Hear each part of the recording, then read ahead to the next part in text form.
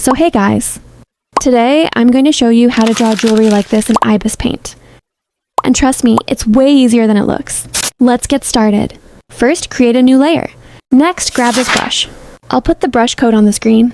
Now draw some random messy black lines. Just scribble, lengthwise and widthwise, just like I do. Now repeat the exact same thing, but this time with white. Yeah, it looks terrible. It always looks weird at this stage. Now from this option, which looks like a plus shape, you can shrink the lines so they don't touch the edges. Next, go to the special tool. Choose the one that looks like a tiny hourglass. At least that's what it looks like to me. Now start shrinking the lines until they almost disappear. Perfect. After that, make the pen smaller and then switch to the eraser. Then tap on this icon. I honestly have no idea what it's called, but it does the job. Now just draw whatever jewelry shape you want. And just a quick note, I use this option because I'm drawing earrings that are facing straight forward. But if your jewelry is facing a different direction, you don't really need to use this tool, the mirror symmetry tool. I think that's what it's called. Once you're done with your drawing, you can totally stop here if you're going for a silver jewelry look. Or you can add some extra details to make it golden. For example, I'm going to duplicate the layer, make sure I'm on the bottom layer, go to filter, then select style and choose the very first option. Sorry guys, my app is set to Arabic, so I'm not 100% sure about the exact English names, but you can clearly see what I'm clicking on the screen. So this feature pretty much just puts a nice outline around your sketch and you're totally free to choose any color that you want. Next step, let's make it look expensive.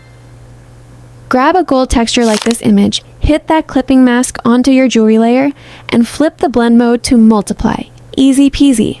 If you enjoyed this, don't forget to like this video. Next, we're going to use an add layer.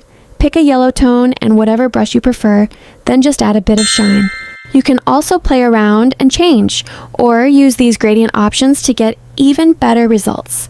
Feel free to add some gemstones as well, kind of like what I'm doing right now, just to give the jewelry that extra touch. And that's pretty much it. We're all done. You don't have to follow these exact steps, though. Feel free to do whatever you want, and don't limit yourself to this tutorial. Alright guys, now that we've got that first technique down, I'm going to show you another way to color jewelry that is honestly a lifesaver.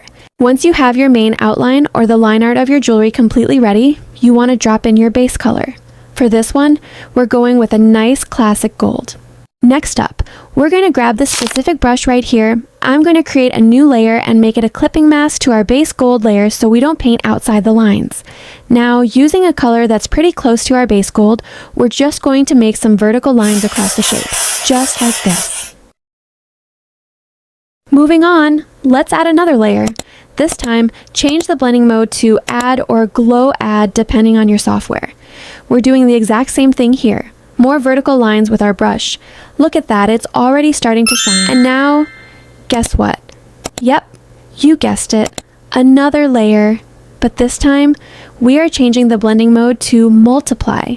Do the exact same thing again, just vertical lines. You can tweak the color here to be a bit darker or lighter depending on the vibe you're going for and how much depth you want. Last but not least, to really sell the effect, I'm going to bring in a golden texture image, kind of like this one right here. Drop it on top, change the blending mode to screen, and then drop the opacity way down until it blends in perfectly. And boom! Look at that shine. That's literally all it takes. And that is pretty much it for today's jewelry tutorial. Hopefully, these tips help you add some serious bling to your artwork. If you enjoyed this video or found it helpful, hit that like button. Don't forget to subscribe if you want to see more digital art tips, and let me know in the comments which coloring method you liked better. Thank you so much for watching, and I will see you guys in the next video. Bye!